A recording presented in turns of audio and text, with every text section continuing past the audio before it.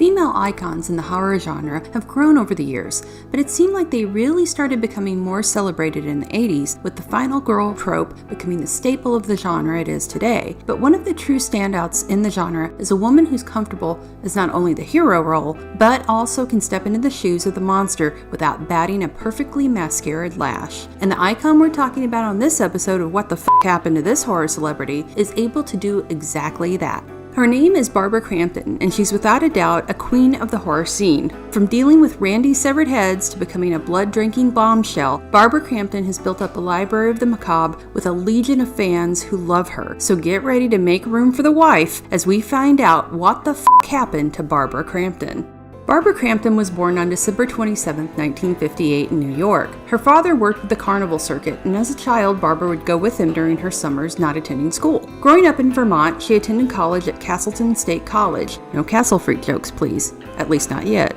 Catching the acting bug in high school, Barbara graduated with a major in theater arts. Barbara headed out to LA and started acting in the classic soap opera Days of Our Lives, and started getting roles in various TV projects as well as the feature film Body Double in 1984. But it was the following year that she'd land a role in a project that would change her life and the entire horror genre forever. Reanimator brought H.P. Lovecraft home for many who may not have heard of the author and his twisted, dark world of horror, but for the decades after it hit big and small screens over the world, the genre would see the name grow in the hearts and slowly losing sanity minds of fans. Stuart Gordon and Brian Usna's masterpiece would mesh together a little-known group of stories about a scientist named Herbert West who brought to life the dead in his never-ending quest to defeat death. In this version, set in modern times at Miskatonic University, Herbert, played by the also legendary Jeffrey Combs, moves in with Dan Kane, played by Bruce Abbott. Dan's girlfriend Megan is also the dean's daughter, and the secret object of desire of the university's star teacher, Dr. Carl Hill, who was brought to sinister life by David Gale. Barbara got the role of Megan in the second go-round of auditions after the first actress who got the role backed out due to certain things that happened in the movie. Specifically, her mother read the script and emphatically told her no, she would not be doing that part. Megan Halsey, as played by Barbara, is a dose of grounded reality within the wacky film that's filled with blood, dark humor, and pure, twisted insanity. Stuart Gordon's vision was unleashed on screen with the film, and Dan and Megan's doomed romance brings a sweet heart to the crazy. Of course, everyone wants to talk about that scene, but I think it's more important to comment on the fact that in a movie with a severed head walking around with its body carrying it in a bag, giant intestines that explode out of torsos to strangle people, that everyone, including Crampton, played this movie seriously and gave some fantastic performances. So much so that Stuart Gordon was, according to the actor's commentary, furious at the amount of snot from Bruce Abbott because he was crying so hard during the scenes of Crampton's Megan dying. Reanimator has gone on to become a legendary film in the annals of horror, and the movie opened the door for Barbara Crampton's work with Gordon to continue, seeing her reunite with co-star Jeffrey Combs for more than a few times. The following year, Barbara would co-star in two fan favorites, Shopping Mall and From Beyond. Shopping Mall is possibly the most 80s horror film you will find in the era, taking place in said mall, following some killer robots who are one by one offing the teenagers who picked a bad night to party in the closed shopping center. From Beyond was Barbara's second collaboration with Stuart Gordon and Jeffrey Combs. It would also be another story taken from the works of H.P. Lovecraft. In this film, Barbara plays Dr. Catherine McMichaels, who is brought in to treat the accused murderer Dr. Crawford Tillinghast, who has been arrested and brought to a psychiatric hospital after the headless body of his partner, Dr. Pretorius, is found in their creepy castle-like home.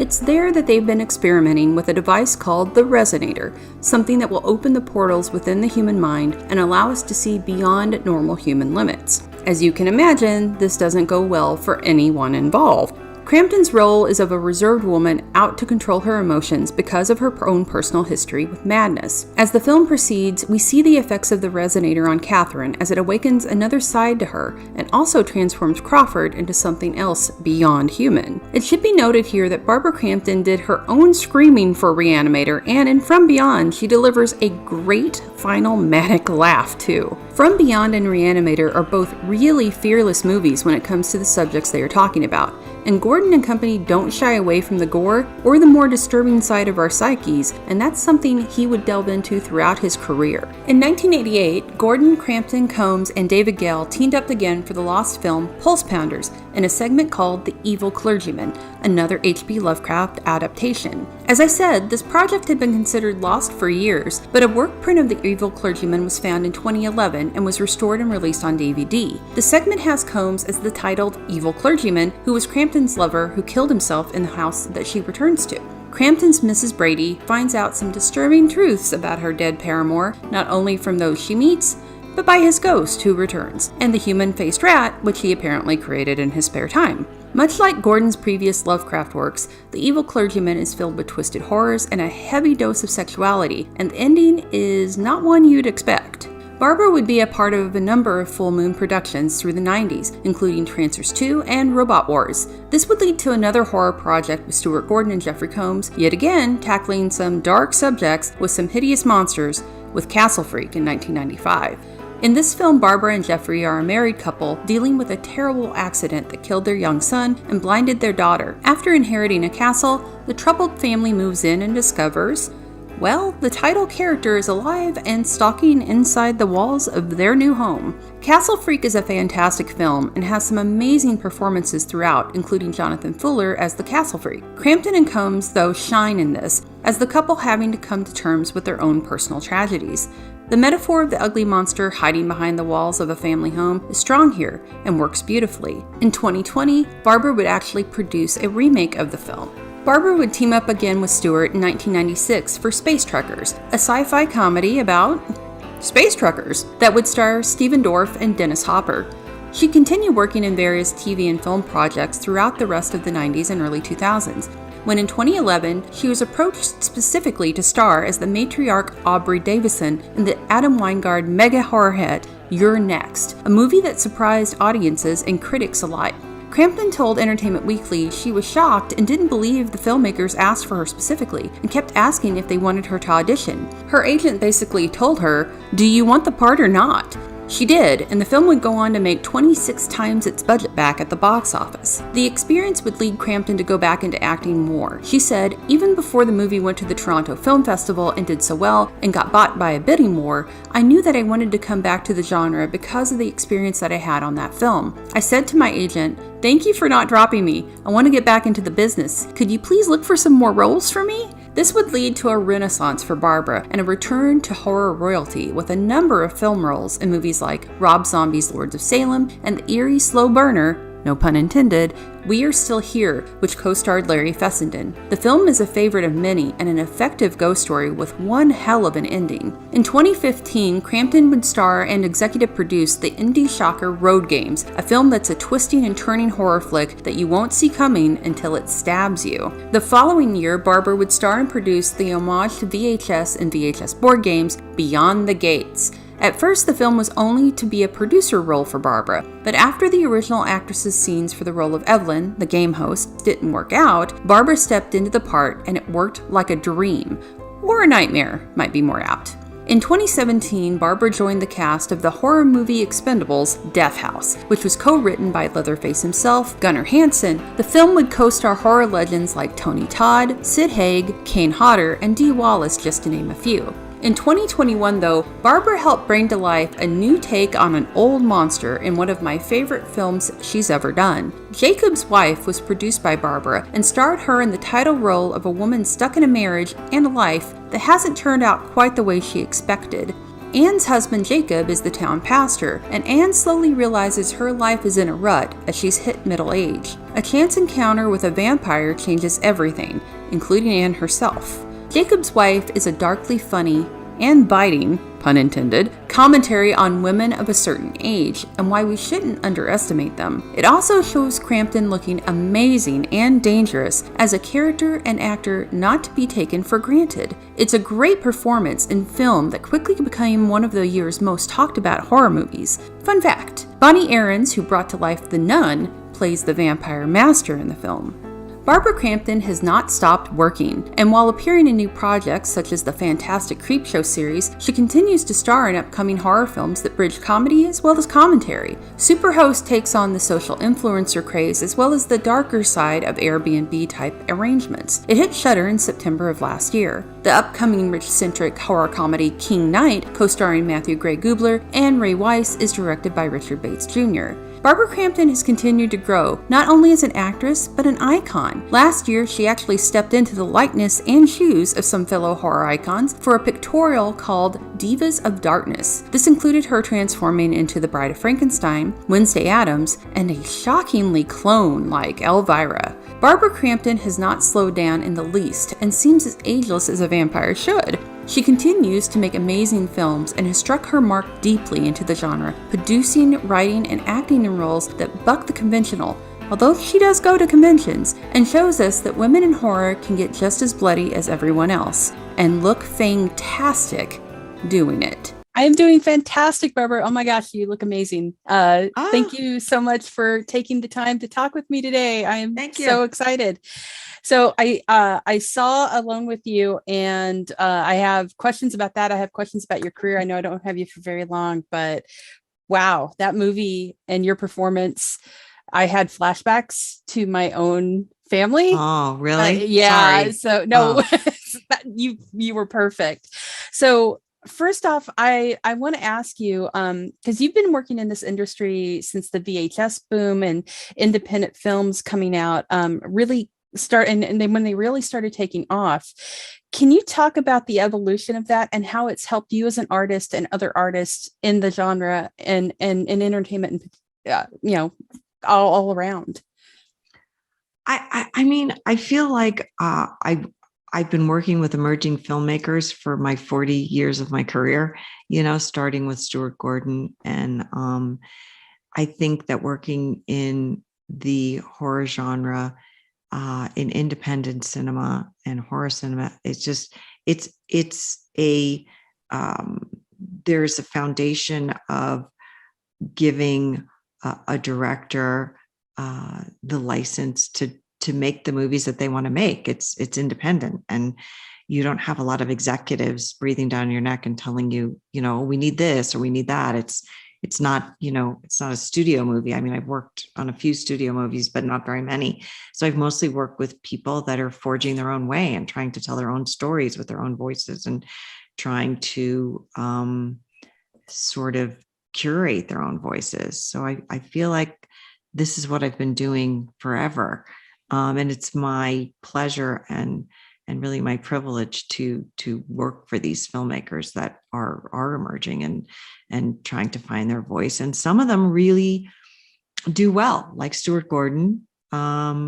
He forged his own way and told stories in the way that he wanted to, and he was recognized for it. And then we have Adam Wingard, who also did the same. And most of the people that were associated with that film have really gone on to have extraordinary careers, a lot of them.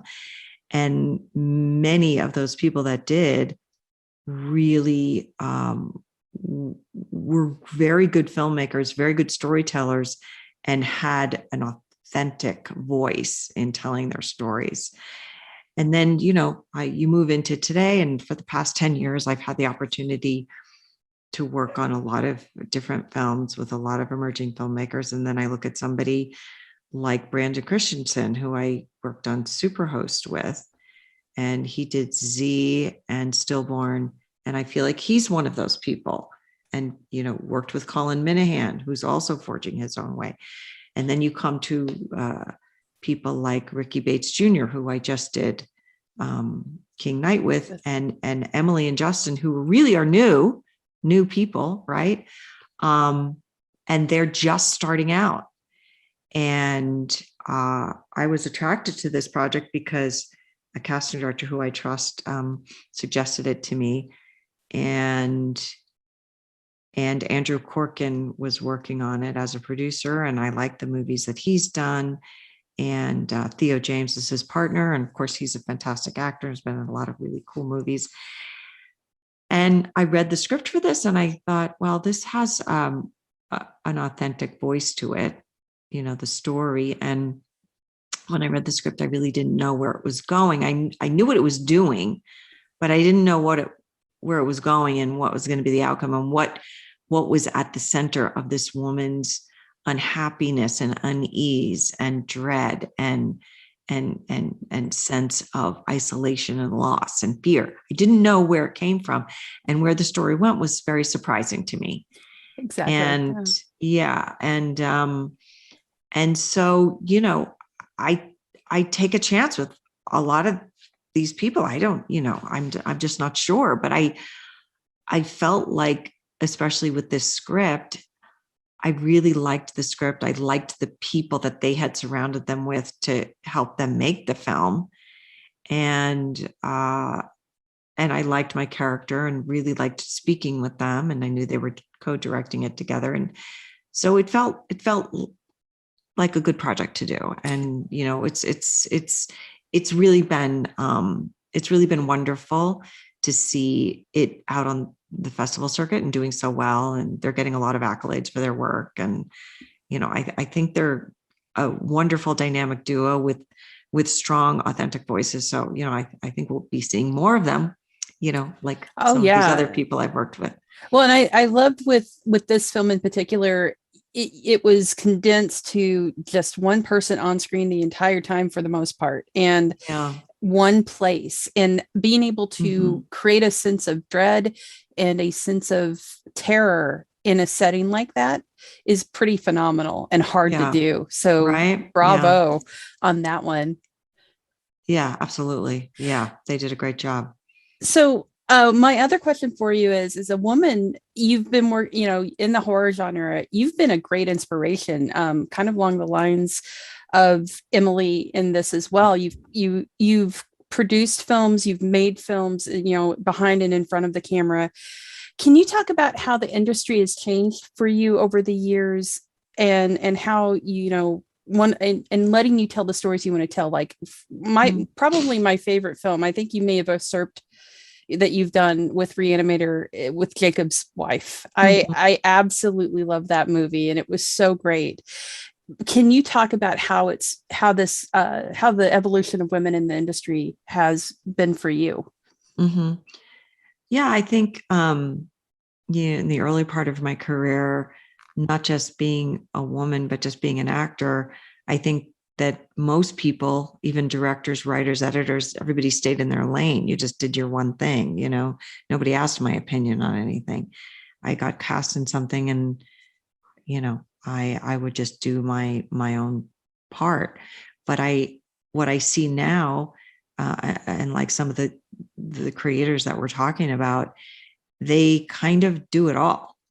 Adam Wingard would we had a great cinematographer, Andrew Palermo, on Your Next, but there was times when he would grab the camera from him and say, "Let me film this right now. I'm seeing something that I want to do." And so Andrew would go, "Okay."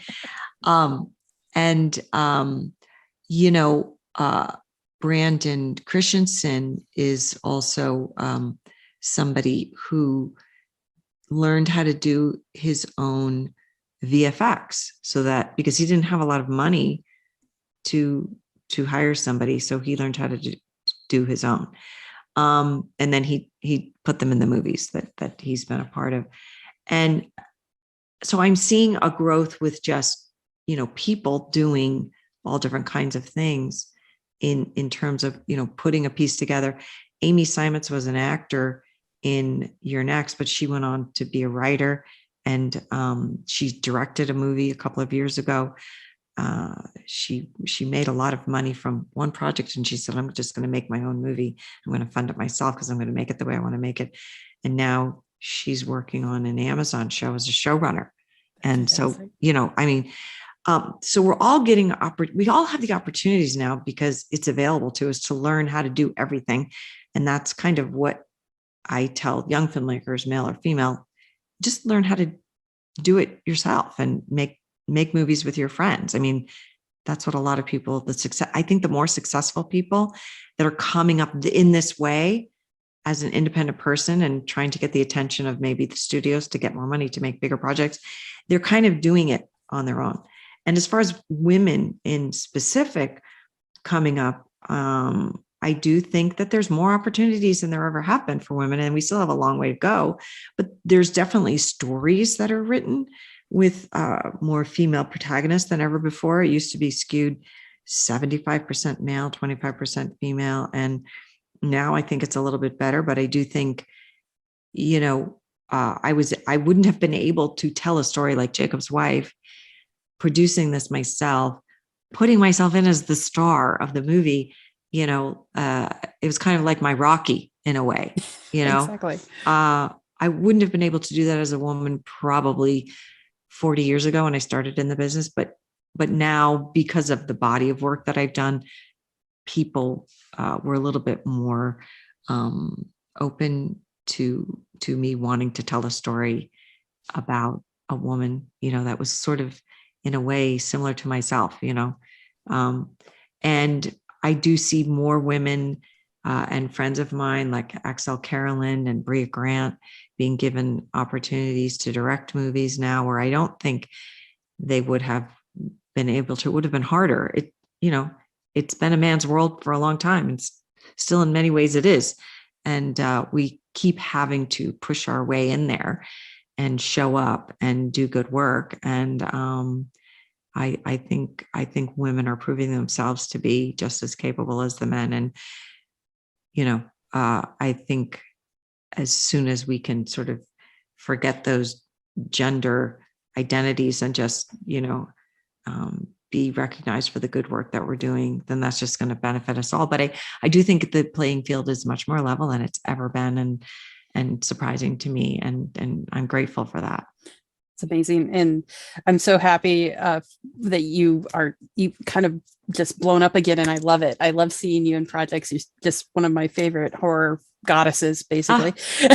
By the way, your Elvira pictorial was you were like a clone. So fun. So I'm such a fan of Cassandra, and I have a very good friend who's a makeup artist and a really great friend of mine who's been photographing me for 40 years, and they wanted to work on this project together. And they said, do you want to do this? And I said, oh my God, it would be such an honor to play all these iconic characters. It's great. Through the years. Yeah. So I know I'm about to lose you, but I had one question that kind of combines everything that you've been working on here. And that is, especially with Alone with You and with Jacob's Wife, I love using the horror genre as a metaphor for something more, something to talk to about things that may be uncomfortable or sneak in through the subconscious, what we're talking about. And with this film, I really loved how it talked to insecurity, isolation, self-doubt, and how it can eat us up alive. Can you talk about using the genre and the stories to kind of talk about these things like you did with this film and the others that you've done? Well, the main component of a horror film that's really different from any other genre is fear and how we face our fears. And I think more than any other genre, I think the horror genre allows us to look fear right in the face. And you're either going to run from it, like people do in a lot of horror films, or you're going to face it and you're going to come out the other side. And the horror genre is really one that is about being as powerful as you can as a person and conquering your fears, but also having great empathy to understand why the world is like this. Why do we have these feelings? Why do we have these fears? Where does this come from? So in so many ways, it's the most base of all the human emotions that we have. And I don't know of any other genre that deals with that. And I've seen it over the pandemic, so much so. And if you're active on Twitter, you see how really destroyed and distraught people are. Yeah. And they walk around with that a lot, and it comes out every once in a while and people talk about it, on Twitter. But we're walking around with that even without a pandemic most of the time. And we have to give people an outlet to be able to express that and to see themselves in other situations that they can say, oh, I see that person is struggling with the same kinds of things that I'm struggling with. If they can overcome it, maybe I can too. So, the horror genre is like a mirror for our own fears, and being able to tap into that and being able to understand it and empathize with it and being able to go on despite what's really happening. So yeah, so that's why I really love the horror genre more than any other genre. Truth. Well, Barbara, thank you so much, and I am just so happy that you're continuing to work, and you came back to us and with your next, and it just thank you so much for doing Jessica. What you've done, and thank you again for setting this up. Okay, thank you, and I will talk to you hopefully soon. Thank you. Okay, bye. Thank you for watching our show. If you like what you see, please subscribe to our JoBlo Videos channel. Tell your friends who like this sort of content and turn on the bell to receive notifications for all of our latest videos. We're an independent company and we appreciate all of your support. Amazing when an actor brings gravitas and respect to a genre like horror, which for a long time didn't get that much in the way of props and accolades. But there are artists who bring that respect with them to the world of fright films and not only have fun with it, but give performances that will make your hair stand on end. These artists bring with them a repertoire that can't be ignored, and today on What the Fuck Happened to Our Favorite Horror Stars, we're going to be showcasing one of the best and a guy who's more than just a doll face, Brad Dourif. Brad Dourif was born on March 18, 1950 in Huntington, West Virginia. His father passed away when Brad was only 3 years old, and his mother remarried a professional golfer named William Campbell. Dourif's family operated a dye business. Not that sort of dye, D-Y-E, named Standard Ultramarine and Color Company that thrived and did very well. It was started by his grandfather after he came to the U.S. from Europe. Brad dropped out of college to pursue acting in New York, and it was during his time as a stage actor that he would be seen by Milos Forman, and the beginning of his film career would begin in a massive way.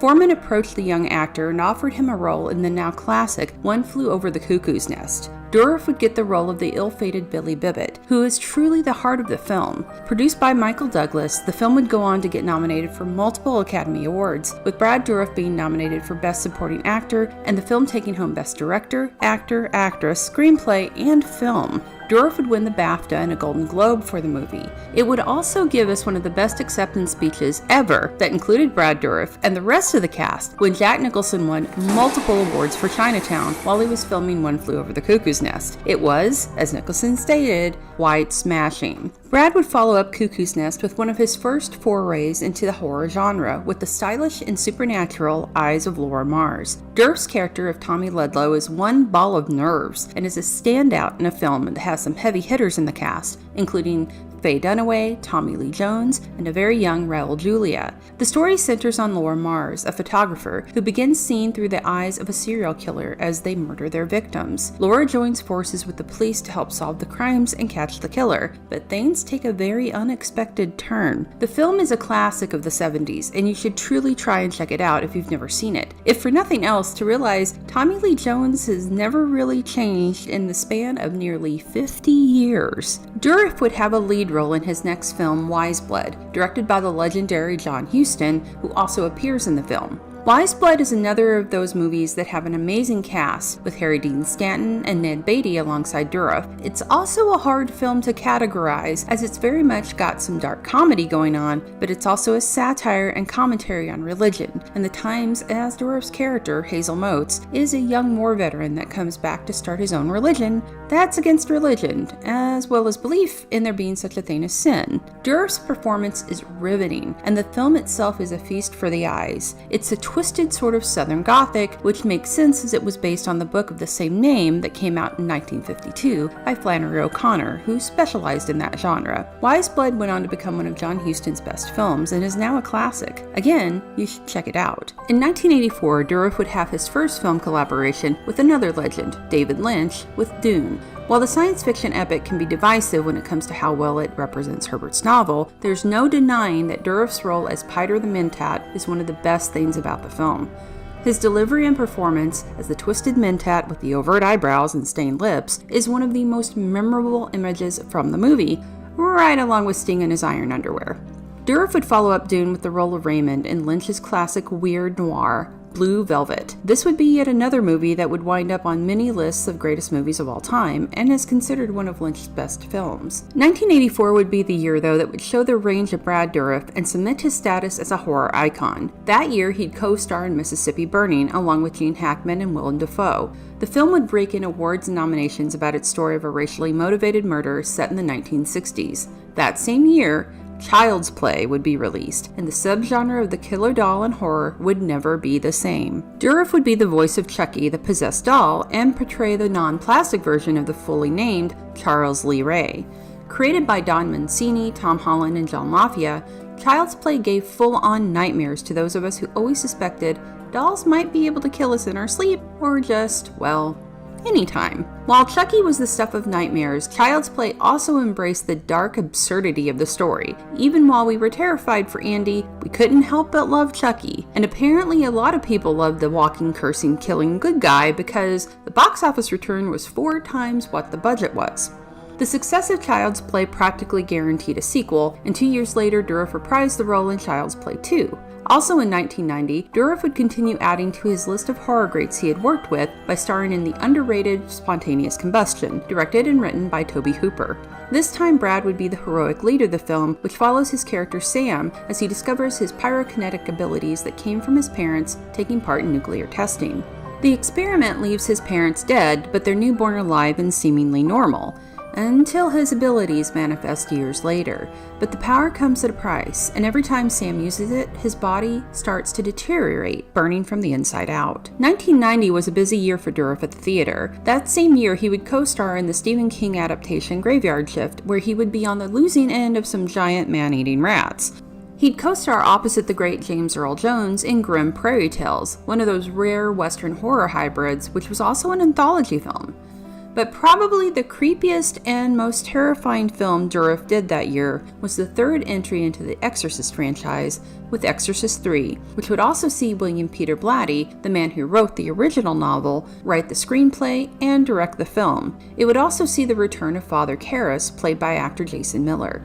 Karras carries within him the demon, but also appears to be possessed by the spirit of the Gemini Killer, aka James Veneman, who Dourif portrays. Dourif's scenes opposite George C. Scott are terrifying. He truly brings forth the insanity and intensity of the Gemini, yet there are moments where Dourif is crying on screen while ranting, and you feel compassion for not only Karras, but also the twisted individual that the Gemini was and how he became that way. There are truly horrifying scenes throughout the film.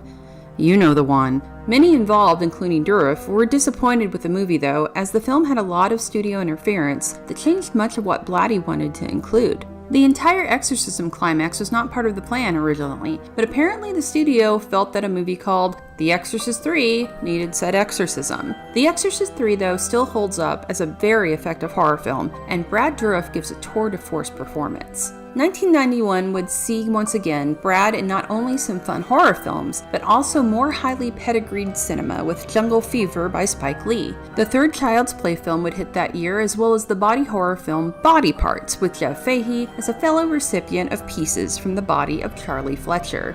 1992, Dourif would join the Critters universe in Critters 4. The following year, he'd add yet another name to that list of horror legends he'd worked with, as he co-starred in Dario Argento's Trauma, a giallo co-starring Piper Laurie and Asia Argento. In 1994, Dourif would star as a mad genius inventor of the killer in the title, Death Machine. I feel like Death Machine is one of those underrated films that deserves a lot more love. Set in the far future of 2003, ouch, my age.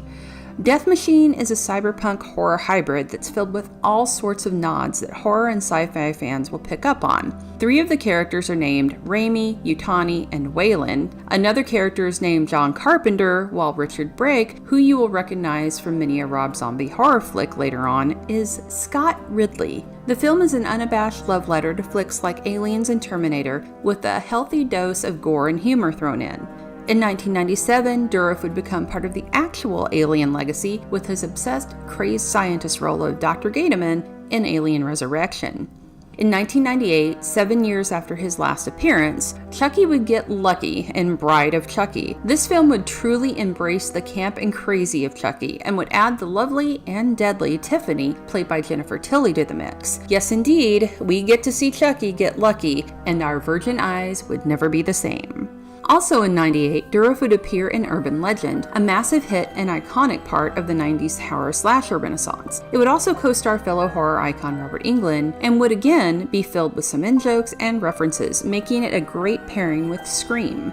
In 2002, we'd see Dourif become part of another iconic film series, The Lord of the Rings, with his role of Grima Wormtongue, the evil and deceptive advisor of King Theoden. While not purely horror, Dourif's portrayal of the character is eek-inducing. He exudes a truly creepy and, dare I say, oily, greasy vibe. And honestly, if you haven't seen the original Lord of the Rings trilogy, there's something inherently wrong with your life, and you need to get it fixed right away.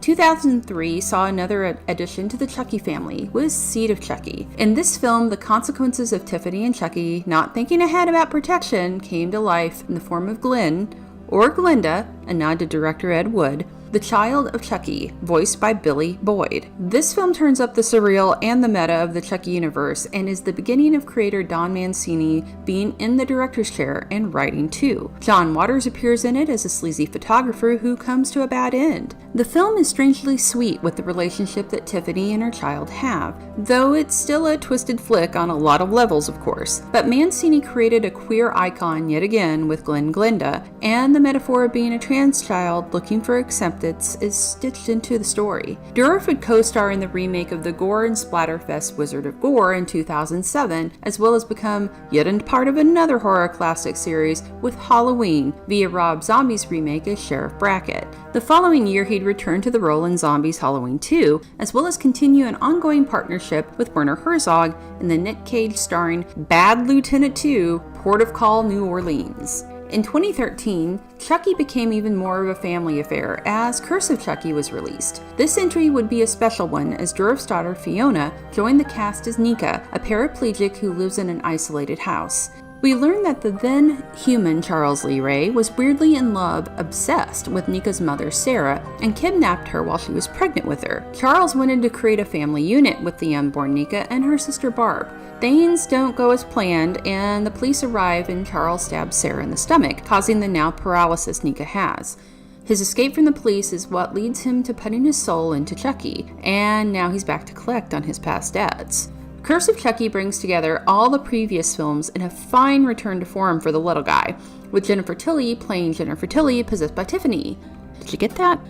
And Alex Vincent returning as Andy Barkley. In 2017, Cult of Chucky would really expand that same universe, this time taking place in an insane asylum where Nika finds herself after the events of the previous film. Chucky slips into the facility and discovers his ability to implant his consciousness into multiple Chucky dolls at the same time. There's a lot going on in this film, and while there's a lot of humor and fan-freak moments, there's also a lot of darker aspects. Nika's therapist has been sexually assaulting her while she's under hypnosis. There is a patient who had murdered her own child, and you've also got Andy dealing with all the trauma he experienced while dealing with Chucky growing up. The trauma left in Chucky's wake is also shared by the returning Kyle from Child's Play 2, who shows up to taunt a restrained Chucky at Andy's home. Cult of Chucky continues Mancini's winning streak with bringing back the classic character and using the genre to talk about trauma and how it can literally haunt us and change us. It's also a sort of passing of the torch a bit, with Fiona Dourif taking over from Dad. In 2018, Dourif starred as Daddy in the changeling wild child film Wilding alongside his Lord of the Rings co-star Liv Tyler. It's a disturbing film, and Dourif's role is one of the most disturbing aspects, as he desperately tries to keep the young girl at the center of the story, always like a child and not maturing. His reasons for that become clear as she starts to become a creature of the woods, a wilding. While Brad Dourif's movie history is pretty impressive, he's also done a ton of television work as well. One of the first, and one that I remember even as a young girl who managed to see a lot of things she shouldn't have, was the ABC movie of the week, I Desire, about a female vampire preying on men who thought she was a lady of the night, which she was, but not the way they expected. It also co-starred David Naughton, who had been a creature of the night himself in American Werewolf in London the year prior.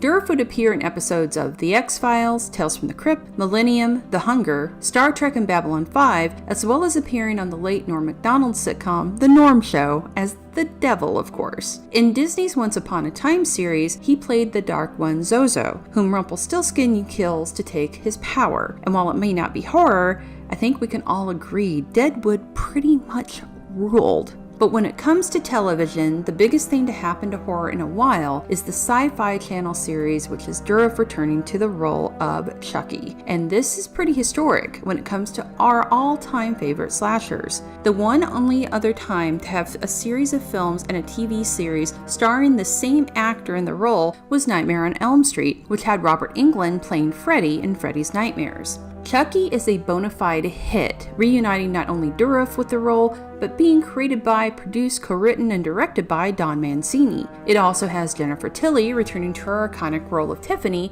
and Jennifer Tilly, Alex Vincent as Andy, and Christina Leese as Kyle. It also sees the return of Fiona Dourif as a now possessed by Chucky, Nika. The series continues on after the events of Cult of Chucky and introduces viewers to a number of new characters. The series has won a lot of accolades because of the representation of gay characters in the series. You know, I have a queer kid. You have a kid? Gender fluid. And you're cool with it? I'm not a monster, Jake. Creator Don Mancini is openly gay and truly put a lot of his own experience growing up within the series, with the lead character Jake. It's uncanny how much photos of young Mancini look like actor Zachary Arthur, actually. There are a number of flashbacks in the show that follow the life of Charles Lee Ray before he becomes Chucky in different stages of his life, but perhaps the most epic of these happen when Fiona Dourif actually gets transformed into a younger version of her own father playing the role. It's simply awesome. Passing the torch indeed. Thanks to the success of Chucky, a second season has been ordered by Sci-Fi USA Networks and will be coming to the small screen later this year. Brad Dourif's already legendary body of work just keeps growing, and the man himself shows no signs of stopping when it comes to his work. Brad Dourif is one of those actors who I know will show up eventually in something that I love. He brings a unique quality to every role he does and makes every one of them memorable. No matter the film or the role, he gives it his all and enjoys it. I can't think of a better way to represent that than the fact that while filming Lord of the Rings, all the British actors thought he was actually British, as he kept his accent throughout filming, never losing it. That dedication and talent makes him not only one of our favorite legends of horror, but a legend of films, period. Horror films hit the mainstream pop culture world with a bang in the 80s. Before then, the genre was really more of a special club, which it still is, but in the 80s was when things seemed to explode. We've talked before about how VHS and cable TV helped create the wave of 80s horror, the likes of which had never been seen before. That decade gave us the rise of icons, one of the new pantheon of horror specifically that came out of that decade and rose head and shoulders and glove above the rest. Freddy Krueger became a global phenomenon when he rose out of the world of dreams, or should I say nightmares, when Nightmare on Elm Street hit theaters in 1984, and he would continue to rule the decade, as well as continue to be one of the reigning kings of horror to this day. Freddy would start out as the darkest of the dark when it came to his story and character, but would evolve into a wisecracking villain whose personality was as big a draw as the special effects that were a part of every Nightmare film. And the only way something like that could occur in such an evolutionary way would be the man behind the burns just being that damn charming and likable. How do you make a character like Freddy Krueger become the stuff of plushies and posters, of water squirters and kids' toys, when kids were the very thing he started off slaughtering? How the hell does that even happen? Well, it happens when Robert Englund is the guy in the sweater and fedora, relishing every minute of screen time and one-liner with panache.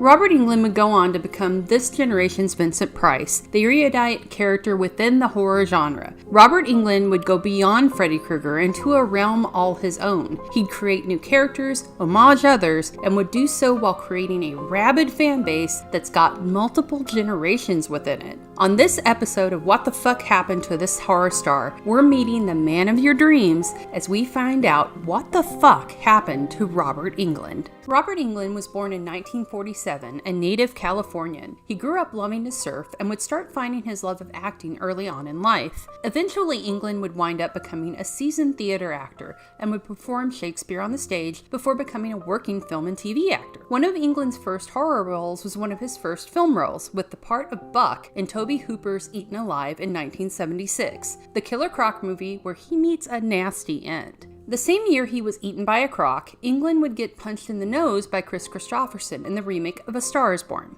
Yes, the movie with Lady Gaga wasn't the first version of this story, far from it. Englund worked steadily through the 70s and 80s, doing both TV and features. At one point, Englund read for the role of Han Solo in a little movie called Star Wars. While he didn't get that part, or the part of Luke Skywalker, he had a buddy named Mark, who he thought would be great as the farm boy from a galaxy far, far away. Englund told Mark Hamill about the auditions, and the rest, as they say, is history. So yes, Star Wars fans, you should thank Robert Englund for your favorite Jedi. In 1981, he journeyed into the horror genre again with Dead and Buried, the creepy town with a dark secret film that was co-written by Alien scribe Dan O'Bannon. He'd also co-star in Galaxy of Terror, the Roger Corman-produced horror and science fiction film that was actually capitalizing on Alien's success. This cult classic would pair him with the late great Sid Haig and feature one of the most infamous worm scenes of all time. While doing various TV shows like Chips, Heart to Heart, and even Charlie's Angels, it would be in 1983 when Englund would hit pay dirt with the small screen as part of the television event V. Kids today won't realize what a moment V was for those of us who didn't have VCRs or bingeable streaming. The miniseries created by Kenneth Johnson was amazing, fantastic actors and characters, as well as a retelling warning of what happened with the Nazis in World War II.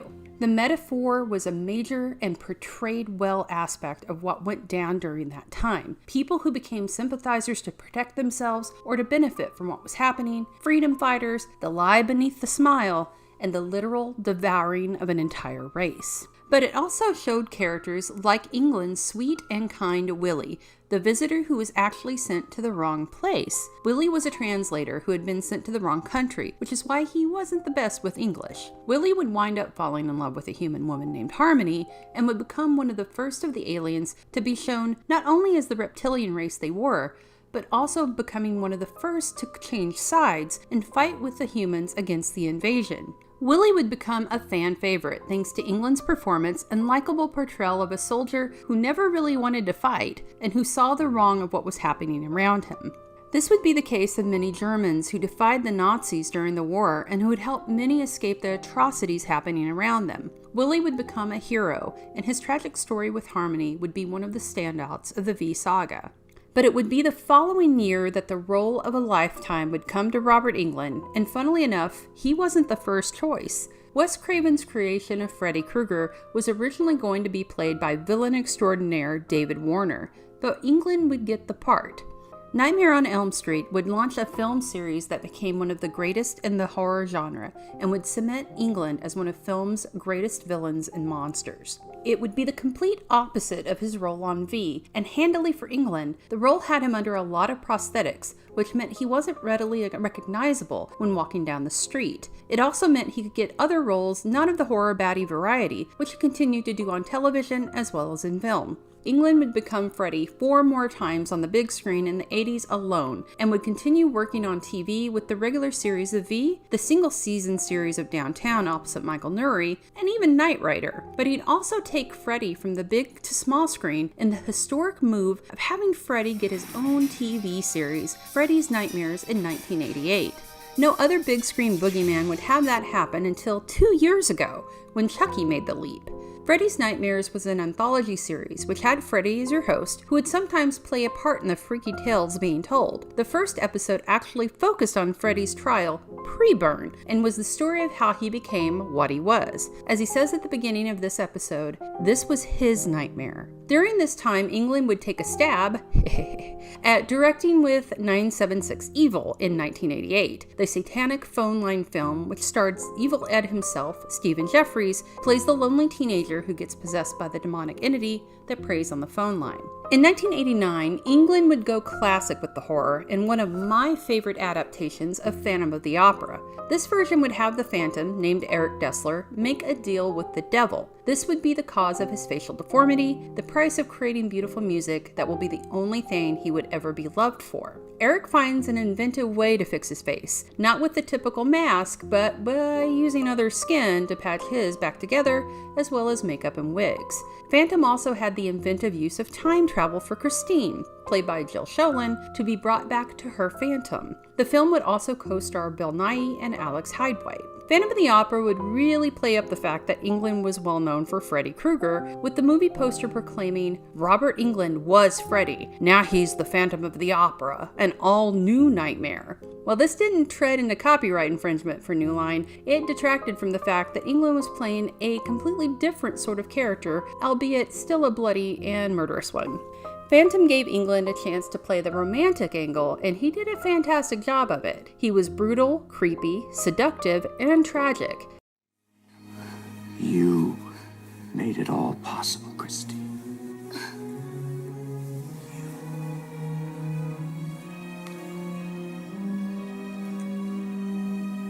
Now, it's just a matter of what you choose. Love or music. At one time, there was a plan to do a sequel where Eric finds himself enamored with a blind singer in present day, as the film does leave it open for one. But sadly, that never came to pass. The 90s continued Freddy's reign at the box office, but before the final nightmare, Englund would star as the leather-clad tough Smiley in the now cult classic, at the time not so much, Andrew Dice Clay vehicle, The Adventures of Ford Fairlane. Final Nightmare would arrive a year later in 91 and would bring Freddy into the realm of 3D and show the killer's violent beginnings, with Alice Cooper starring as Freddy's father. Freddy's Dead: The Final Nightmare was quite the family affair, as we also meet Freddy's daughter and get to see Englund out of the makeup. In 1992, Wes Craven would join forces with Englund again with the aptly named Nightmare Cafe on NBC. The series had Englund as Blackie, the mysterious and otherworldly proprietor of said cafe. The cafe was sort of a crossroads for lost souls. The show was sort of a Twilight Zone meets X-Files, with Blackie directing Frank and Faye, his two employees, as they helped the patrons of the cafe figure out their troubles as a way of redeeming themselves too. Nightmare Cafe was a fantastic series, but sadly NBC canceled it after only 6 episodes. That same year, Englund would star in a sort of dual role in Dance Macabre, which carried a strong Phantom of the Opera vibe. This story, though, was set within the world of the ballet, with Englund playing Anthony, the dance teacher who becomes obsessed with his student. Meanwhile, murders are happening around the ballet. This similarity to Phantom of the Opera isn't a surprise, as the film was originally supposed to be a sort of sequel to that movie, but that connection was removed. In '93, Englund starred as the Marquis de Sade and his descendant Paul in Tobe Hooper's Night Terrors. The film is a rather strange one, which focuses on a cult that follows the writings of de Sade. In 1994, Englund returned as a new sort of Freddy Krueger with New Nightmare, perhaps one of the most meta horror movies ever made, and what I would consider one of the smartest. Wes Craven managed to bring new life to the nightmare with this entry, which is set in a pseudo-version of reality, with everyone playing versions of themselves and Freddy Krueger being an entity of evil. Englund plays himself and this new Uber Freddy. In 1995, Robert would join forces with Tobe Hooper again with The Mangler, perhaps one of the most bizarre Stephen King adaptations ever made. Englund plays the gross and handicapped owner of said Mangler, a laundry press machine that's possessed with evil and kills people. It's just as weird as that sentence sounds, and Englund delivers the sort of scenery-chewing performance this movie needed, and somehow it got not one but 2 sequels.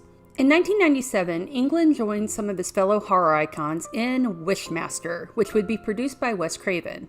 The Killer Genie film is now a modern classic thanks to the creation of the Djinn as a great bad guy and the insane amount of horror legends in one flick. Besides Englund was Kane Hodder, Tony Todd, Reggie Bannister, Joe Pilato, and Angus Scrimm as the narrator. Thanks to the success of Wes Craven's Scream in 1996, slasher films got a new lease on life, or death, I suppose. In 1998, Urban Legend hit screens with Englund playing college professor William Wexler. Urban Legend was a neat mix of the Scream level of smart and savvy horror, but also incorporated the urban legend myths we'd all grown up with. It was also another of those films that brought together icons of horror, with Englund being joined in the film by Brad Dourif and Danielle Harris. That same year, Englund starred in a rather amusing bit of casting in Dee Snider's Strangeland, where he played one of the angry mob against the release of Snyder's terrifying Captain Howdy after being cured of his insanity.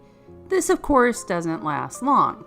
It would be in 2001, though, that Englund would don the fedora and sweater one more time for the throwdown horror fans had been waiting for with Freddy vs. Jason. The film was a massive hit and was the culmination of a promised meeting of the monsters. In 2005, Tim Sullivan would cast Englund as Mayor Buckman in the remake of Herschel Gordon Lewis's classic splatterfest 2000 Maniacs, named 2001 Maniacs. The ghost cannibal flick was a skewering of racism and insanity. It would also pair Englund once again with the awesome Lynn Shay. 2006 would see Robert appear, albeit briefly, in the Adam Green masterpiece Hatchet, which would star in a dual role his buddy Kane Hodder. That same year, Robert Englund would switch sides from the slasher to the man trying to stop the killer in the fantastic Behind the Mask, The Rise of Leslie Vernon. If you haven't seen Behind the Mask, you've sold yourself very short and need to rectify that immediately. The film is a faux documentary that takes on the tropes of the classic slasher and the mythos that surrounds them as we watch Leslie Vernon, a seemingly sweet and good-natured man who is getting ready for his first night of murdering and slashing. In this universe, it would seem that, at least to Leslie, killers like himself and Freddy and Jason, etc., have a purpose of keeping the balance to things. Leslie is followed around by a documentary crew who eventually realize this is serious, but by then it is too late. Robert plays Doc Halloran, the sort of Sam Loomis / Donald Pleasance of the film to Leslie's Michael Myers. What's he calling himself now? Leslie Vernon? How perfect. I honestly can't say enough good about this movie, which also stars the late great Scott Wilson in a fantastic role as a retired serial killer. Englund would appear in a number of horror films in the following years, as well as more television work, including adding his voice to the Batman animated series as the Riddler, as well as Justice League as Felix Faust. On the Marvel side, he'd appear in Spectacular Spider-Man as the Vulture, and the Superhero Squad show as Dormammu, just to name a few.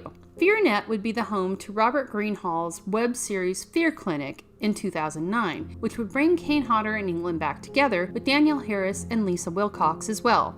The concept is a neat one, with Englund playing Dr. Andover, a doctor who has lost his license and who's obsessed with curing people of their fears. Hodder plays Villatoro, his very large assistant, who helps him to provide his quote-unquote treatments. Hall would return to the story a few years later with a feature film starring Englund and Fiona Dourif. The land of video games was also no stranger to Englund, who lent not only his voice, but likeness to a number of them. Freddy Krueger would become part of the Mortal Kombat universe in 2011. That same year, Englund would play a version of himself in Call of Duty Black Ops, with perhaps one of the most epic zombie add-ons of all time. Englund was part of a massive celebrity-filled campaign, which co-starred Sarah Michelle Gellar, Danny Trejo, and Michael Rooker, all playing themselves, and Papa George himself, George Romero, also playing himself. In 2017, Englund would add to his DC repertoire with Injustice 2, where he voiced the nightmare-creating Scarecrow. Perfect casting, if you ask me. We both use fear as a weapon. Robert Englund embraced the genre that loves him wholeheartedly, continuing to work within it and not limiting himself to just horror either in both film and television. He stepped back into the role of Freddy Krueger once again for the first time since Freddy vs. Jason in the Goldbergs episode Mr. Knifey Hands in 2018. In 2019, Robert Englund joined his Nightmare on Elm Street 2 co-star Mark Patton for Patton's documentary Scream Queen, My Nightmare on Elm Street, which spoke about Patton's journey as a gay man in Hollywood and how Freddy's Revenge was one of the more gay horror films of the 80s and has since become embraced by the gay community. It's a side of the story you may not have heard, and is a look behind a curtain not normally seen. In 2020, he hosted the docuseries True Terror with Robert Englund for the Travel Channel, a series that looks at horrifying true stories throughout history. That same year, he lent his voice to J.J. Villard's Fairy Tales for Adult Swim, a gross and star-filled retelling of classic fairy tales that had a number of other horror stars on board, including Doug Bradley, John Kasser, Linda Blair, and Cassandra Peterson, just to name a few. 2022 would see Englund bringing full circle his horror fame with his appearance as the tragic Victor Creel in the 4th season of Stranger Things. Without going into spoiler territory for those of you who haven't seen it yet, what the hell is wrong with you? Go watch it! This season is steeped in nods and homages to Nightmare on Elm Street, not the least of which is one of the show's heroines is named Nancy. It's tailor-made for fans of horror, and especially Nightmare on Elm Street, and having Englund play the role he does is absolutely perfect.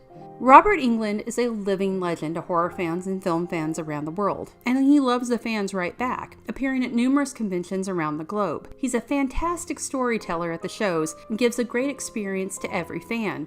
He'll talk your ear off, or maybe cut it off, but it's always a great time. One thing he really loves is seeing all of the ink that fans have gotten over the years. Englund's website, robertenglund.com, has an entire gallery dedicated to fan tattoos, as well as convention appearances with fan photos on display. Speaking of conventions, we've got a special treat for you on this episode of What the Fuck Happened to Our Favorite Horror Celebrity. Horror Hound Weekend is a fan event that happens twice a year, or it did until COVID happened a couple of years ago. Due to that, Horror Hound Weekend went virtual, and Robert Englund, who was to appear at that show, did an exclusive interview for the virtual con only for ticket holders. Horror Hound Weekend has given us the gift of that interview for this Robert Englund dedicated episode, so for the first time, fans who didn't get the chance to hear or see our favorite Dreamstalker chat about his life and career get to now. And be sure to check out horrorhoundweekend.com as the in-person event is happening in September 2022, the 9th through the 11th in Cincinnati, Ohio. So without further ado, here's the legend himself, Robert Englund, and yours truly. And I suppose I'll leave you to it with an Elvira quote that's appropriate. Unpleasant dreams. Well, I have a lot of questions for you, sir, and I know we have some fan questions as well. But I'm going to start at the beginning, which is, you started as a theater actor. What made you want to get into acting as a child? And can you talk about working on the stage in the earlier days? Well, I think it traces back, of all things, a combination of seeing the Mary Martin Broadway Peter Pan with the great Cyril Richard playing Captain Hook. And then I also saw the Disney cartoon at the famous theater on Hollywood Boulevard, Grauman's Chinese Theater, with my family and my cousins. And then right after that, I saw 20,000 Leagues Under the Sea, Ooh. Another Disney film. And I went to Disneyland the opening week, and they actually had in Disneyland the cutaway of the Nautilus and all the costumes and all the props from 20,000 Leagues Under the Sea. Kirk Douglas singing, "I've got a whale of a tale to tell you, lads," and Kirk Douglas's costume. And the window of the Nautilus was like one of those kaleidoscopes you look into that have that design inside them with all the colors, and it opened up like a giant eye, and you looked out of it and you saw the giant squid. Now, this is Disneyland. I'm 7 years old. I'm there first week, and it was this entree into the world of make-believe and how they did it. And actually that ride, or that, whatever you want to call it, experience. What's the word I'm looking for here? Because it wasn't really a ride, but that exhibit of the Nautilus from 20,000 Leagues Under the Sea actually eventually became the submarine ride. And everybody that's been to Disneyland knows what I'm talking about. But when the window opened, you saw with the lighting and with the hidden monofilament wires, the giant squid tentacles and the seaweed. And you believed that giant squid, with his little beak, was going to get you. And his eyes blinked, and it was like early animatronic. And then I went on the Peter Pan ride in Fantasyland. And you get in the little boat, and it actually flew over a ratio mock-up of the London skyline. And I think that those two childhood events really sort of set the flame inside me for wanting to be part of that world of fantasy and make-believe. And even as a child, I knew how good James Mason was as Captain Nemo. Fantastic. And my mother loved him. And my parents would take me to a lot of adult films in those days. And adult films doesn't mean pornography or nudity. Adult films then just meant films for grown-ups, right, as opposed to the kiddie matinee of Old Yeller, you know, and The Parent Trap with Haley Mills. And I would go to see Jimmy Stewart movies and Marlon Brando movies as a small child with my parents. And I also, I had questions, and there were some themes that may have been disturbing, or there may have been a sequence that was a little too violent for little Robbie Englund, but my mother and father would explain it to me and explain the cause and effect of violence and tell me what things meant. But I knew as a 7 or 8 year old that James Dean was special in East of Eden, or Marlon Brando was special in On the Waterfront. And James Mason was a great, I could tell, I just knew. So that's probably the very, very beginning for me. And then later, my mother's best friend, her daughter was considered one of the most beautiful girls in Southern California. And she was a year older than me. But because I had known her since childhood, as I was entering middle school, junior high school, we called it back then, the age of 12 and a half or 13, she sort of had to chaperone me around like a big sister. But her mother, my mother's best friend, also liked that because she thought that beautiful Stephanie couldn't get into very much trouble if she had this little Robbie Englund tagging around with all the older boys who were hovering around her like bees around honey. She was a wannabe actress. And she went to a professional children's theater one year, and I sort of tagged along. I don't remember auditioning. I had seen a production there the year before, but I tagged along thinking that perhaps I would just be building scenery and I would be an usher, you know, with a flashlight, sitting people in the audience. Well, somehow I did audition once I was there. She was the one that wanted to be in movies and on the stage. And I auditioned, and I got all the starring roles. I was Peter Pan, I was Aladdin, I was Pinocchio, I Hansel in Hansel and Gretel. And at some point in that summer, full of pre-adolescent hormones, I sort of was responding to early star power because I was starring in all these productions, even though the girls around me and the boys around me were 13, 14, 15, 16, 17 years old. And I was 12 and a half going on 13. And I remember sitting in the girls' bathroom, and all the girls were putting glitter from those tubes of glitter on their old-fashioned brassieres, the Maidenform living bra. They were all putting the glitter on there because that was going to be the glittering top of their costume as harem girls. You know, they were the harem girls, right, in Aladdin, and I was Aladdin.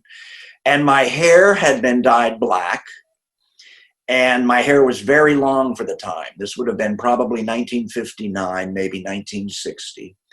And my hair was in curlers. The girls used to curl their hair to make their hair bouffant in those days because I was supposed to have black curly hair because I was playing Aladdin. And I was sitting there with these things, I think they were called spoolies, these round things that made your hair curly. And I had curly hair to begin with, so, you know, I sort of had a kind of a afro, I guess, you know, when this was all done.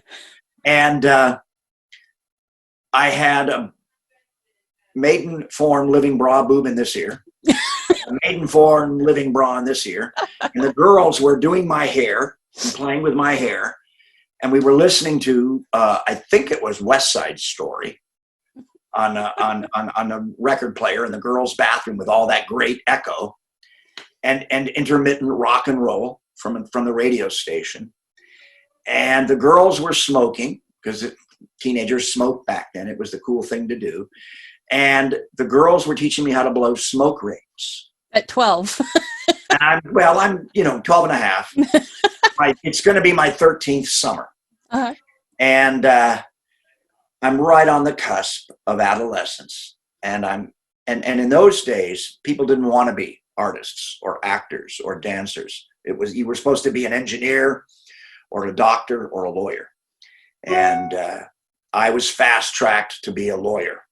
And I remember sitting there and thinking, this acting stuff, I don't know, this isn't so sissy after all.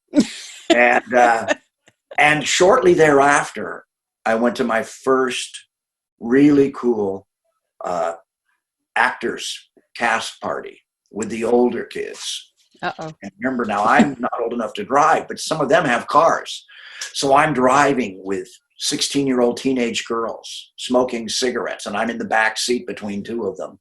And I'm going into the Hollywood Hills to a party where the parents are out of town, and they're playing rock and roll and Broadway songs, and somebody's gotten into mom and dad's cocktail kit and the liquor cabinet. And there's girls in bikinis, actresses floating on rafts in the swimming pool at night with the swimming pool light on. And everybody's older than me. And there's dancing, and a couple of people are drinking beer. But I didn't go to a party that good, probably until I was in college. So I kind of knew that there was this other world besides the world of jocks that I knew from Little League and from surfing and from being a champion swimmer. There was this other world, the drama kids, It was like sort of being dropped down into the movie Fame, or the TV series Fame. So you learned a little bit of Glee tossed in for seasoning. You learned the truth about Well, but the thing is, Jessica, I was schizophrenic because I was also the jock. I was, catcher on the Little League team, and I was swimming champion at the big swimming school, and I was taking diving lessons from an Olympic diving champ, and I was just starting to learn how to surf. And so it was this real kind of schizophrenic world for me back then. But obviously I liked it enough that I stuck with it. That's fantastic. So you learned the truth that the drama geeks aren't as geeky as people make them out to be, is what it says. Here's my best example of that. And it's a statistical example.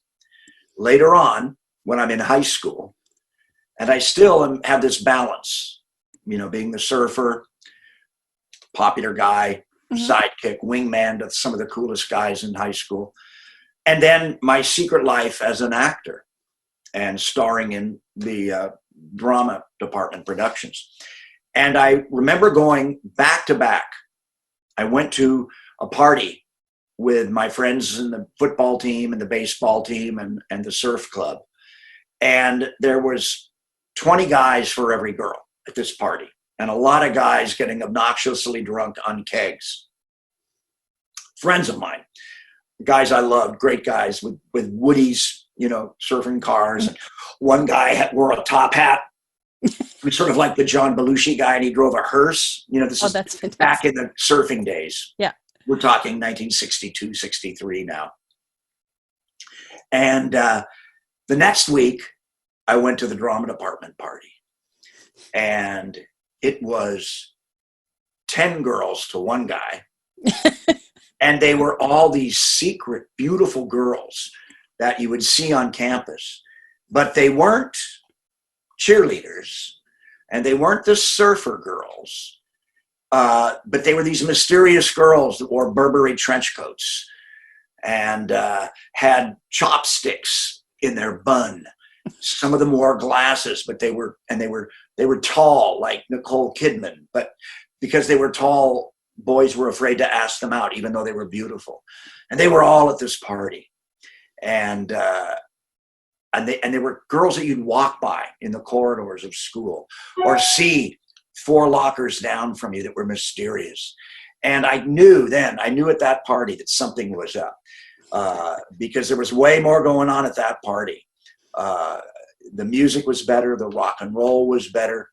People weren't drinking out of a keg. There was literally we didn't say it, this was don't tell, don't ask time in America. But like one of the gay guys from the drama club was mixing cocktails, Parents were out of town. I'm noticing a theme. It's a theme. It's a recurring theme in Southern California. Hey, Rick. Andy's parents are in Tahoe. Party. Well, kind of jumping off of that, you've done Shakespeare. You've done all of this beautiful work. It seems like a lot of stories kind of harken back to him, like drama stories. As an actor, though, which writer really seems to resonate with you? Is it Shakespeare? Is there a specific writer that really kind of hits you home? Shakespeare is, I did Shakespeare in revolving repertory, which means that I was doing a different show on Saturday than I was doing on Friday, and a different show on Sunday. Oh, wow. We had rehearsed, it starts out and you're just doing one show and you're rehearsing the other, and then you get 2 shows up, and then you're rehearsing the third show, then the third show. There's a point in the season where you're doing like 4 shows in revolving repertory, which is really a trick. And it's really hard. It keeps you on your toes, but it's also a real test for an actor. And it's a test for an actor to make sense out of the poetry and to fight the rhyme and to realize that Shakespeare is like thinking out loud. That's the trick to doing Shakespeare. You're thinking out loud. And so that really stretches you as an actor. But I was almost exclusively comedy in Shakespeare. I had a couple of dramatic roles, and I understudied Iago in Othello, but I was almost primarily doing comedy. I did a George Bernard Shaw play once, and I had a great learning experience in that. I was playing I had a twin sister in the production. Shaw had taken on this play as a bet that he could make a romantic hero out of a dentist. Uncool. Again, kind of a nerdy thing, the dentist. And he made a romantic hero out of a dentist. It's a very pro-feminist play, but also satirizing suffragettes a bit. And I played one of the twins, not identical twins, but one of the twins, a boy and a girl, of the so-called the mother, the suffragette. And I had an entrance in the third act, and the people on stage had been talking about my sister and I, the twins. And we'd rehearsed this, and we knew we had other laughs in the show, and we knew when to be cute, and we had some shtick here and there, and we knew where the satire was, and we came in on opening night into the third act entrance where they'd been talking about us before we entered, and we got like a 5-minute laugh, and it was this huge lesson about when other characters talk about your character in a play, or when the setup, how great the setup can be from a writer of the genius of George Bernard Shaw. And we never knew it. We never realized we had that huge laugh in rehearsals. It's just an accumulative laugh from the setup that begins the moment the curtain opens at the beginning of the play, and things are said about us and what we represent symbolically, and also in terms of our character and the menu, the recipe of the production, the play, and the story. And that was a great, great lesson for me. I remember the first time we got that laugh. The girl, the actress played my twin, Brenda. I remember we were off stage. We couldn't believe it. We talked about it all. We went out and had drinks that night and tried to figure out, and we figured it all out, why we got this great laugh that we had not anticipated. So that's the wonderful thing that you learn about structure and dramaturgy from doing plays by Molière or George Bernard Shaw or Shakespeare and others. You figure that out, check off you start to figure that stuff out. It's difficult in regular week in, week out guest starring roles on television, because especially when I began back in the 70s, television wasn't the writing that it is today. Occasional shows were, but today the writing's much better. And I had to learn, even to get comfortable enough and the courage enough in movies and TV to improvise a little bit. And because I'm English trained at the Royal Academy branch in America at the Meadowbrook Theater, the way the English train you is your first allegiance is to serve the author, the playwright, the screenwriter, then the director, and then yourself. In America, there's kind of a pressure to serve your own sense of truth first. Mm-hmm. And that's important. But when you know tone and style, you learn that there's different kinds of truth and different kinds of reality. The reality of a soap opera is different than the reality of The Wire, which is different from the reality of Bill and Ted's Excellent Adventure, which is different from the reality, of a Stephen King melodrama, or the difference between the reality of sort of kitchen sink realism that you might choose in a movie like Alien, as opposed to other shows where you might have a little more fun with them, like Star Wars. You have to play just a tad more heroic. It has a bit of that mythic Game of Thrones part of the tone. So you kind of learn that. That's one of the great things you learn by kind of serving writing first, looking for that style and tone. And so, like, each writer kind of helps you grow your repertoire too. You learn to kind of recognize that style. Every show's a little different. Some shows are absolute naturalism. And you're always looking for truth. But as I said a minute ago, there's different kinds of truth. You're still playing the truth and the agenda of your character in a scene, but you also have to do a bit of a nod to style and tone as well. Gotcha. That's a wonderful answer.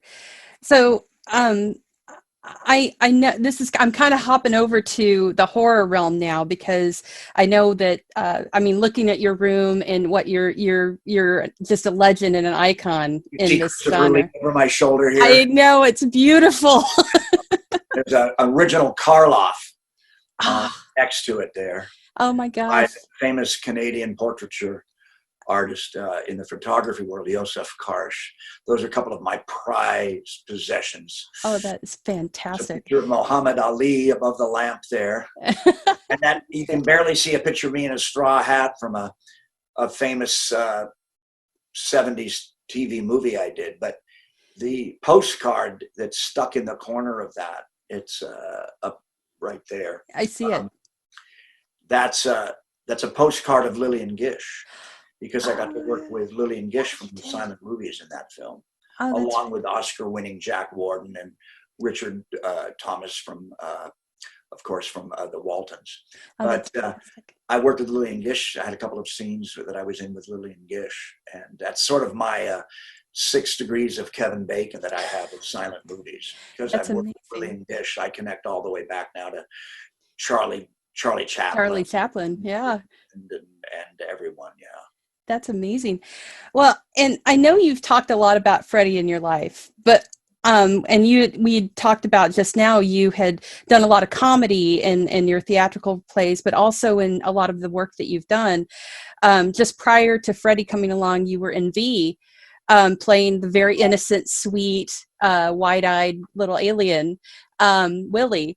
Can you talk about why you went for Freddy, and were you concerned both yourself and were you right for the part? Because it was such a departure from what so many people knew you as, but you were so good, obviously. Well, V, traditional audition, Phyllis Huffman. I knew her late husband, David, a wonderful actor, starred in that Stallone movie, Fist. If you're familiar with that, you know who David is. Phyllis brought me in for V, and I was known at Warner Brothers. I'd done a lot of work at Warner Brothers by then. And I think I'd been back for maybe at least a half a dozen callbacks on Dukes of Hazzard. And I'd guest starred on shows on the lot and done some movies there. And I was on the back lot. They waved me on. I got to drive onto the back lot and park on the back lot. And I was way in the back by the New York City streets scenery. And I went in, and I knew who Kenneth Johnson was, Incredible Hulk and $6 billion man and all of that. And I went in, and I just didn't have a clue because it was an alien. And I said, I said, Ken, I'm not sure what you want here. Help me. And he said, this is like one of the best. I like cut to the chase, no BS direction. And Ken said simply, he goes, 2 words. And I listened, and he said, Gene Wilder. Oh. And so Robert Englund, with my curly fro, I knew what he meant. I knew about that kind of hesitant delivery, that shyness, that kind of pervades a Gene's work, and the vulnerability. So I began by channeling those, and then the malaprop. Willie was a malaprop. Willie was trained, I believe, to go to, in those days, I think they referred to it as Arabia, but he was, somewhere in the Middle East he was supposed to go. So he knew Arabic. He was inside his lizard brain. Willie was translating from his lizard language, if you remember the kind of cuneiform writing on the hats and on their emblems. He was translating from his native planet language to Arabic and then to English, because somehow Willie wound up in LA. Central casting, I think. So anyway, so Willie had this hesitancy because of that. And also the malaprop was his joke. It was his running gag, he didn't like to eat the mousies that everybody else ate. But he would be translating, and instead of getting to the word vegetarian, which he was trying to get to, as he had a little brain fart, Willie would say something like, oh, no, I don't want a mousie. I'm a veterinarian. And so I got a lot of, I figured that out, that was part of why I was there in the show. I was the lovable good alien, with a heart of gold, and I was funny, and I had to be a bit of a comedy relief.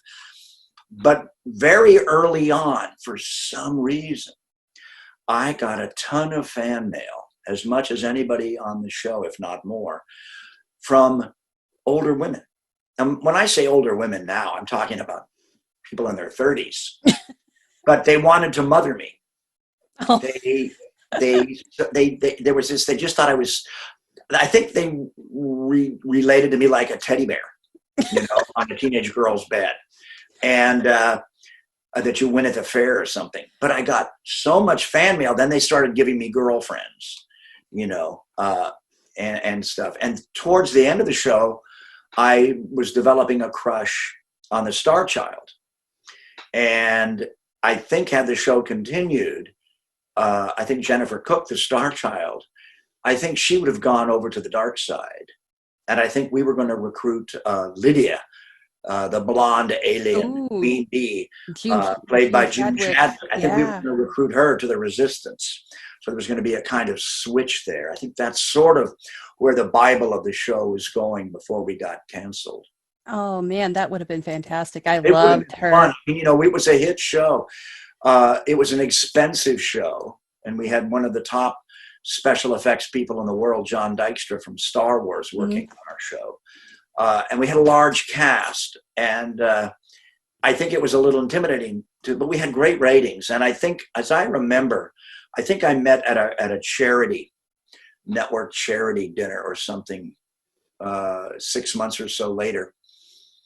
I met Brandon Tartikoff again. I'd met him before, and I think he said to me something like, we made a mistake, because NBC they hadn't really, or they weren't cognizant of just how huge the show was overseas.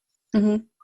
Huge in Europe and also Australia and also Asia. And they hadn't really crunched those numbers and realized what that meant, you know, in terms of advertising and syndicated future show at that time. And maybe they would have kept us on had they sort of embraced that statistical knowledge. I love that show so much.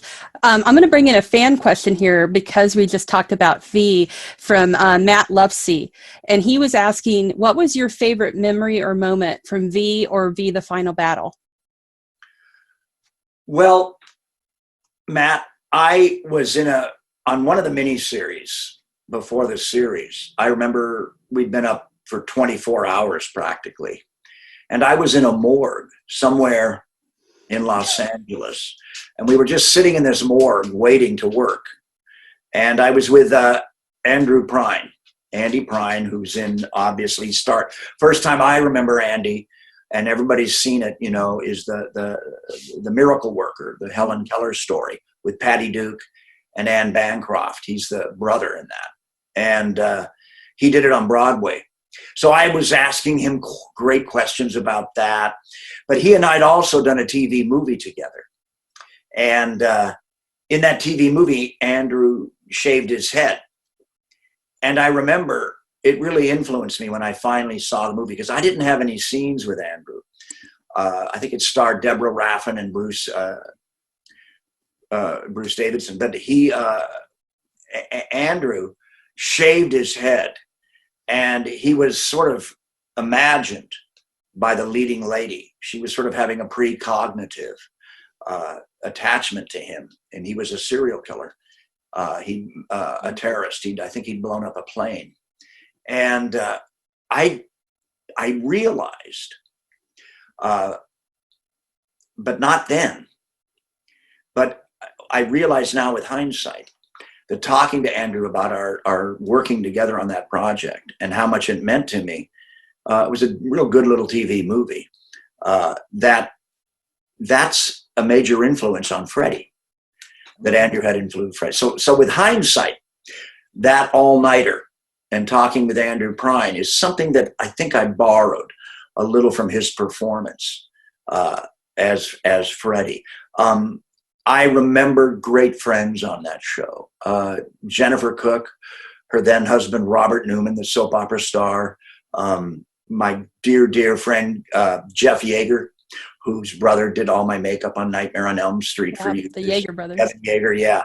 Jeff Yeager, a wonderful actor who'd gone to Yale with my girlfriend, Yale Drama School. Kevin and I, and Michael Ironside, I got advice from Michael, you know. Lots of advice from Michael Ironside. Was Mickey Jones.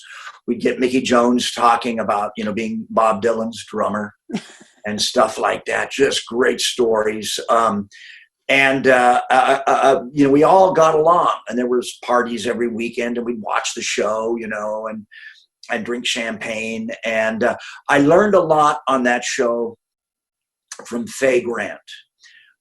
Faye was under contract, I believe, to NBC at that time. She'd done several shows for NBC. And Faye was difficult to act with sometimes on the show because she'd had dialogue where she had a lot of exposition and plot she had to spit out and pitch. And Faye also knew that because she was one of the stars, they were always going to err in the direction of cutting to a close-up of her, even when she had that kind of boring expository dialogue. And so Faye would turn her back to the camera or profile to the camera, or she would busy herself with a piece of business a lot. And then she would turn and reveal herself when she wanted that close-up. And I remember learning about relaxation in front of the camera on V because I had so many hours of on-camera time. And I remember also learning that thing from Faye about how you could kind of control how they cut you. And, you know, I also realized later on that as beautiful and photogenic as Faye Grant was, her real talent, and I see this a lot with actors, but her real talent as an actress, she's really a character actress, because I saw her later on Broadway in Singing in the Rain. And she played the girl that can't talk, the actress with a bad voice from silent films. And she was brilliant. She stole the show. I went to visit her backstage, and Andy Warhol and Leonard Bernstein were waiting to meet her. Oh, wow. And she also had a show on, I think it was on cable, where she played a kind of eccentric Auntie Mame role years later. And she was wonderful in that. I think she used a Southern accent. But yeah, Faye was gorgeous and sexy and beautiful, and the camera loved her. But she was, I think her real talent was a character actor. You know, Richard Gere is kind of that way. Richard's so beautiful, and and women love him, and he's, you know, a classic leading man. But I think his real gifts as an actor are a character actor. You know, you look at him in movies like Mr. Jones and roles like that, and even the one he did, I can't remember the name of it. He did that great movie with Andy Garcia where he plays the bad cop. But Richard. Oh, that was the Jackal. I was thinking the Jackal. Yeah, but Richard's great in character roles, and you see that sometimes. You know, sometimes people can be a prisoner of their good looks and not get. The people say, well, we're not going to waste his good looks in this character role, and yet they're probably the best actor for that role. That's amazing. So one thing I wanted to talk to you about personally, because it's one of my favorite things you've done, is Phantom of the Opera. And you were amazing in Phantom of the Opera. You were able to create such a beautiful version of that story and unique. Can you talk about filming that? Well, Phantom, Jessica, was supposed to be a duo of films. And that's one of the reasons I signed on, because I loved the idea of doing two of the films. And the second one was a great continuation. I got along great with the director. And my beloved Jill Sholin, who looks more like a Christine than any actress who's ever played her. And that includes Emmy Rossum, who I adore. In a little piece of gossip, I remember at my home up in the Hollywood Hills, they were bringing actresses by for me to meet, because I had, for some reason, maybe because they didn't pay me more money, I had like approval of my leading lady, and I didn't need that. I didn't require that, but it somehow came with my contract, I think. And I remember they brought Cynthia Nixon up. Oh, wow. And she had her hair very long and straight and blonde, and she was wonderful. I mean, I was a huge fan of Cynthia anyway. And at that moment in time, she was my first choice. I hadn't met Jill yet, and there was a conflict or something. She couldn't do it.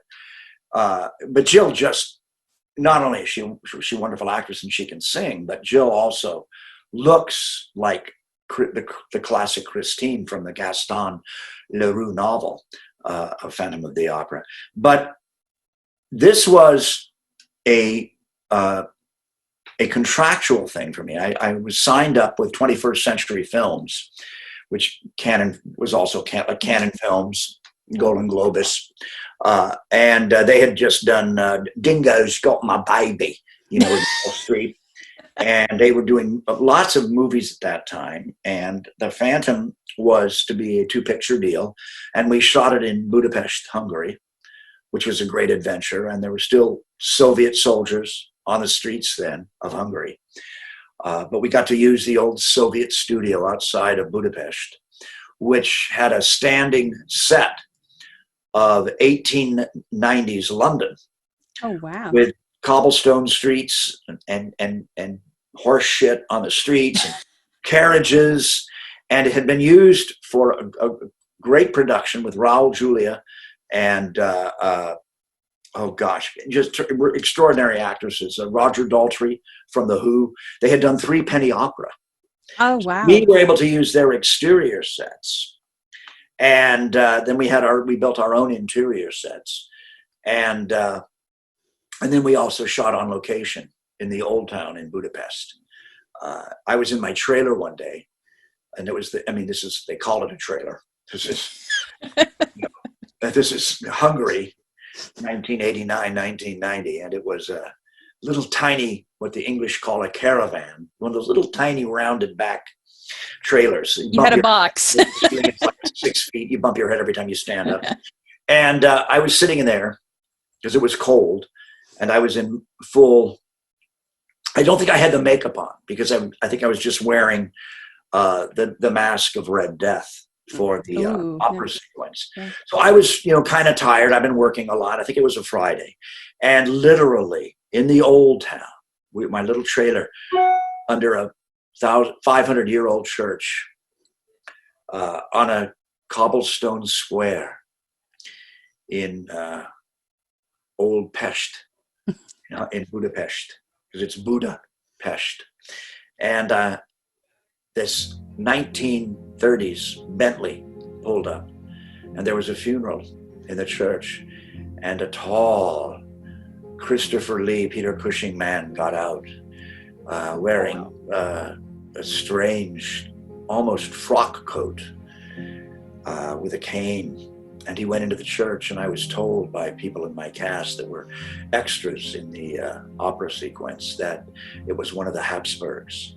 Literally one of the last of the Habsburgs coming to a funeral.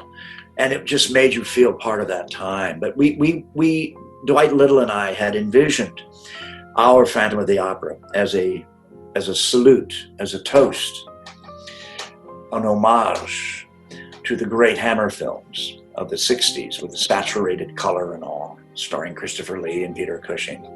And we changed it from the Paris opera, which the Gaston Leroux novel is set at, to the London of Jack the Ripper and the opera in London. And that way we sort of facilitated using wonderful actors like Stephanie Lawrence, who'd been in Evita on the West End, and Bill Nighy. I killed Bill Nighy in that film, Steam Bath. And we got wonderful actors from England.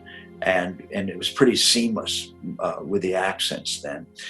We kind of bit into that mid-Atlantic accent, and that way we didn't have to pretend to be French, or we didn't have to shoot it in Paris, which is so expensive. We could shoot, it was easy for us to shoot there and double it for 1890s London and save some money, put the money up on the screen.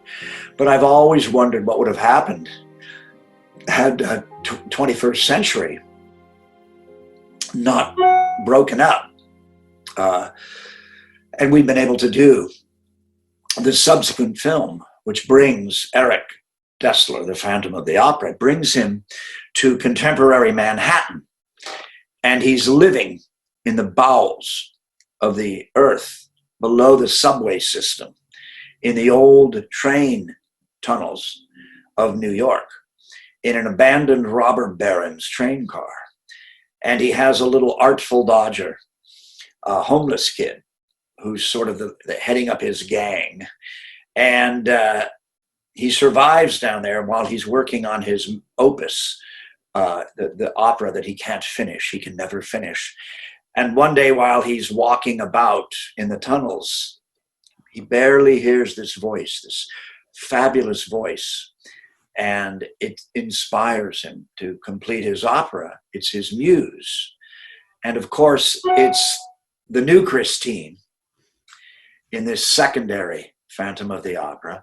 And she is a subway performer. She's one of those musicians that works down in the acoustics of the subway, and she's blind. And her father, an old immigrant, accompanies her on violin.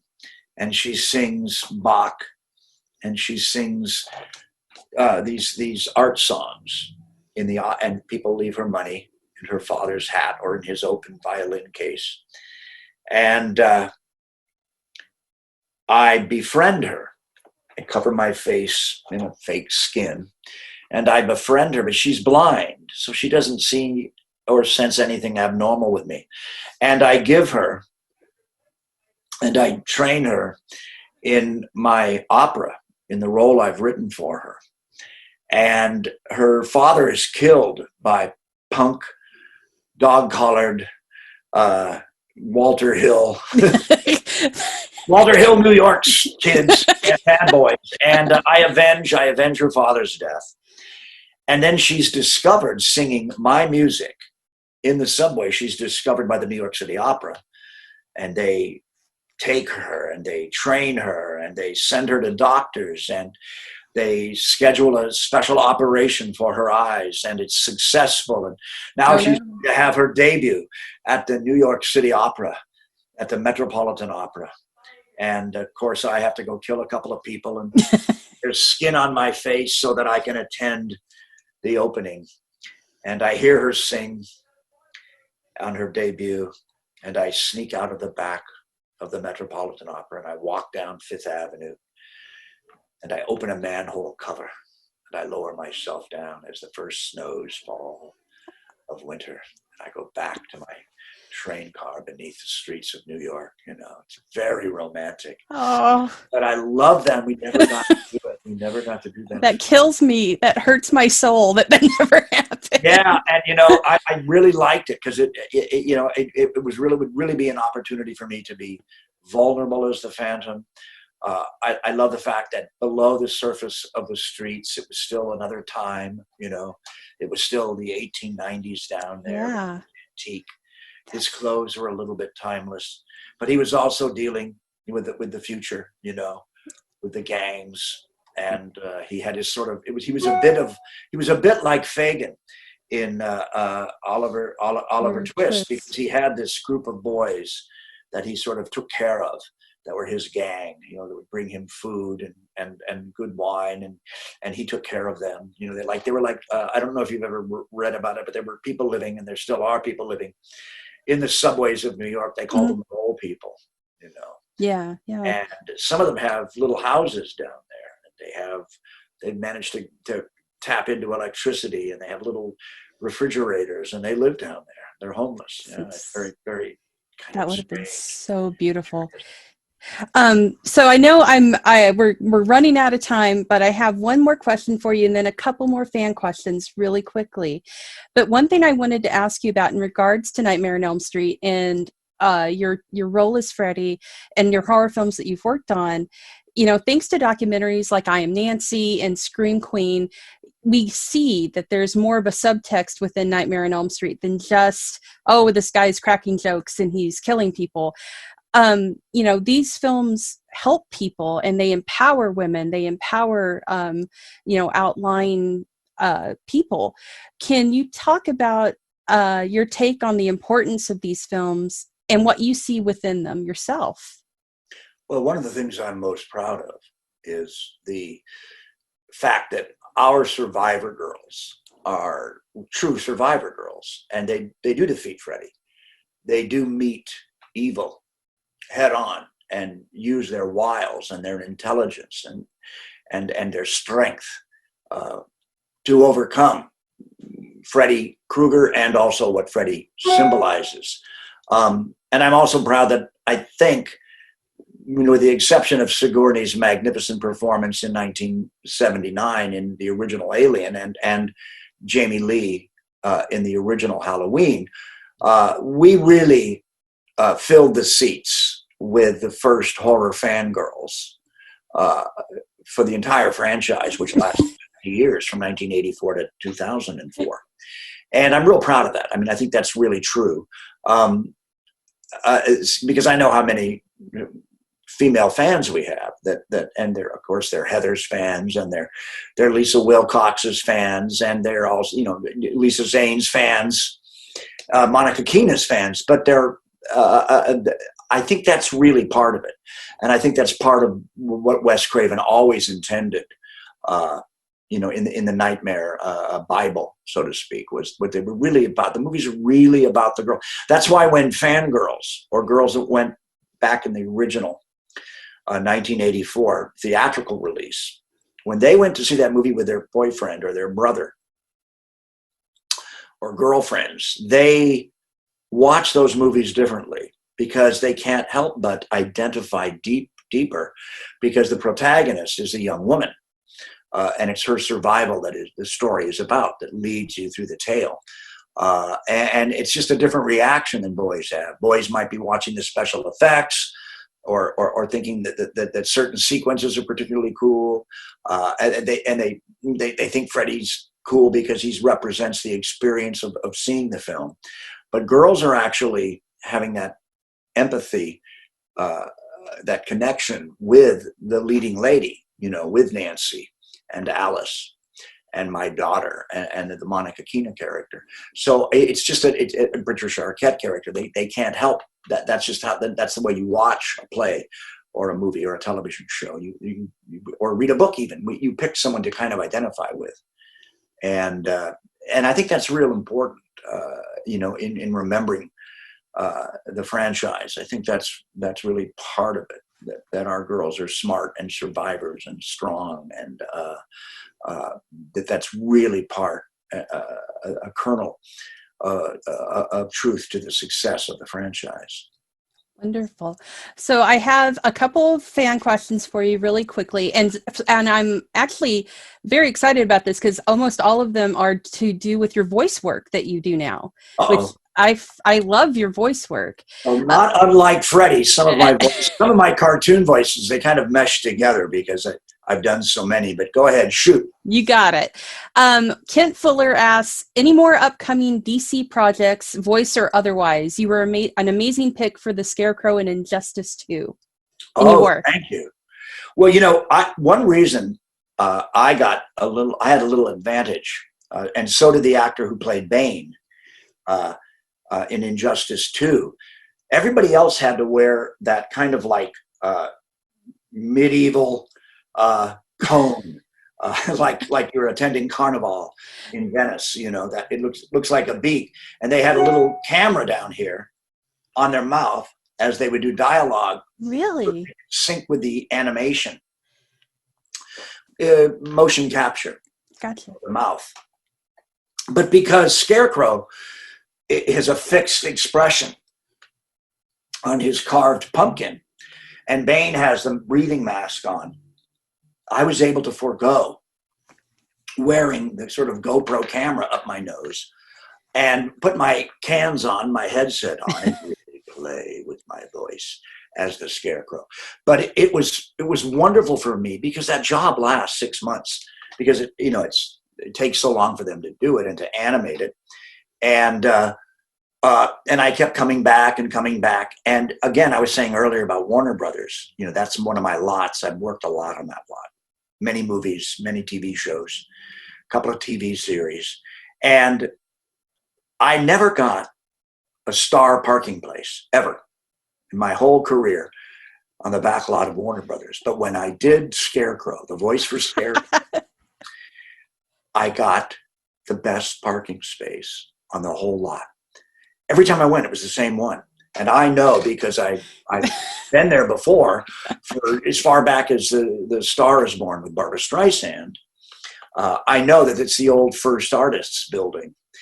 And it's right next to Clint Eastwood's building. And it's right next to the New Line Cinema building, right when you come in the gate. And I think my parking space was either Clint Eastwood or Barbara Streisand's or somebody's old place. But I would come early when I was doing Scarecrow. And I would kind of lean against my car with my script, and look cool, just because everybody had to drive by me that came on the lot. It was like, what's Robert Englund doing? Robert Englund's back, Boy, he must be doing something big deal because he's got the best parking place on the lot, And it was fun for me. Finally, after all those years, I was rewarded with the hottest parking spot on the back lot at Warner Brothers. But it was fun for me, yeah. There's a distance trick because when they edit the game and wherever any individual player is on the game, depending upon your skill set, you're either closer to me or you're a certain distance away. It's the same thing with whichever character you pick. Like if I'm with Superman or I'm with Batman and he's, 25 feet away. And so I have to say the line, go back to Smallville, asshole. Or I'm a little closer and it has to be go back to Smallville, asshole. Or I'm up very close to him and it's intimate and it's more Clint Eastwood, go back to Smallville, asshole. So I had to do every line 3 times because they have play with that distance. So that's kind of tricky, and it wears on your voice a bit. Right. But you learn a lot. And I had done motion capture before on another game, Call of the Dead, with Michael Rooker and Danny Trejo and Sarah, Buffy the Vampire Killer, Sarah, and lots of and George Romero. Mm-hmm. So I'd done motion capture before, but this was never. I'd never done anything this extensive. So I really loved doing Scarecrow, and I really loved the way they conceived his look too. They're fun. Games are fun. Great. So Kyle Snyder asks, and this has to do with your voice, how does having an iconic voice affect your daily life? Well, I'm a Southern California guy, and I went to school in America, but I went to an English acting school. Mm-hmm. And the first thing I had to do was sort of get rid of my surfer. And if I'm talking, if I still slip into that, dude, I can get up in here, and that's not, I never get up that high, but and when I narrated the famous John Milius movie, Big Wednesday, even at that point, and I was still an active surfer, but even then, I remember when I did that, the narration, I pinched my nose a little bit. I remember the three friends, and the Santa Ana winds were blowing. And I kind of did it just a little bit like, I remember the guys, man. They were so cool. And I get, you get into that voice. But I changed my voice, I think, when I was about maybe 20, 21, because I was at the Royal Academy and I had, hours of voice every day. And you want to sound like an American. I am an American. But I can also switch to English pretty quick. I did a movie a couple of years ago called The Last Showing with Finn Jones. Terrible title. I wanted them to call it The Midnight Movie, but it's a great little film. Very sort of 70s De Palma. Fantastic. Great director, Phil Hawkins. And Finn is brilliant in this movie, really goes all out. And I'm really good in this movie. It's sort of my salute to Seance on a Wet Afternoon and Richard Attenborough's strange little quiet, repressed Englishman. And but I was shooting north of London on that film in a wonderful town. But the accent up there is very different. So all my crew, I wanted to do just a straight mid-Atlantic London accent. And everybody up there had that other accent, and I'm hearing them all day, and it was tricky, how that can just kind of infect you, I mean, the same thing happens when you're in the South for a while. You get a little Southern, you can't help it, because it's just so much fun to talk. Yeah. To slow down. And the same thing happens when you're in London for a while. You can't help but saying, brilliant. I just saw that new movie. It was so brilliant, because that's how they talk. And it just happens to you. You're hearing it 100% of the time. And, and even the same thing happens a bit in Italy. I mean, I don't speak Italian, but I speak enough to order food and to ask directions and to be personable. And you hear yourself in the lilt after a while, Buongiorno, hey, it just sort of happens to you. Yeah. But my voice, if I'm angry or if I'm working the voice on a talk show for a second, if I'm teasing the weatherman on Good Morning Kansas City or something, then, people will jump. I had an experience at one of the cons a couple of years ago. I can't sing worth a damn, but I knew I had a great microphone. I could tell. I could hear the sound coming out of the speakers, and I knew this was a really expensive, beautifully balanced microphone. And I was taking my time and being a little mellifluous with my voice, talking to the fans, and slowing down a bit. And somebody asked me to sing the Freddy song that the little jump rope girls do.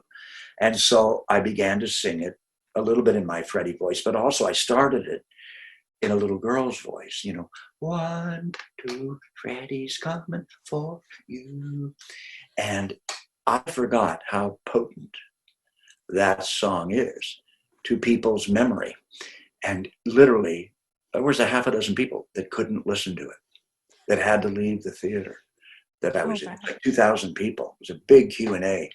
Maybe it was Comic-Con down in San Diego. I can't remember because they have a lot of money to spend down there. But that's that thing about the voice is if I'm teasing or kidding and I drop into the Freddy voice, or somebody requests it at the airport or in a bar or something, I have to be careful because the lady with the, tray of drinks walking by me, she might jump out of her underwear.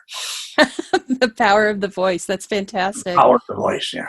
Oh, wow. Well, sir. Bring me another round, bitch. And crash.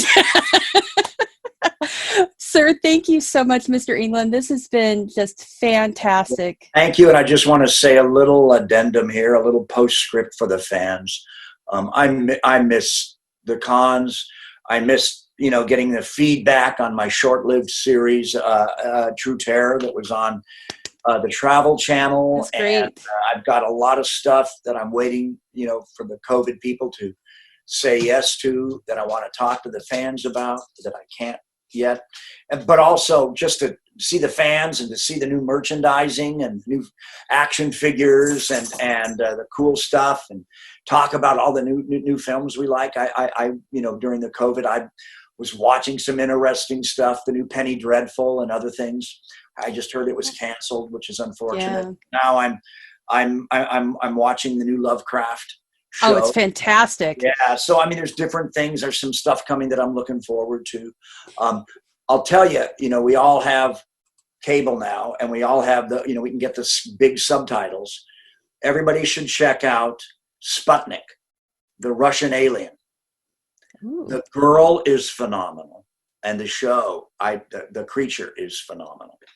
No spoiler alert further, but it's worth seeing. Yeah. It's kind of a retro Russian alien. I liked it. I think it's worth seeing when I get some pizza, have a good time.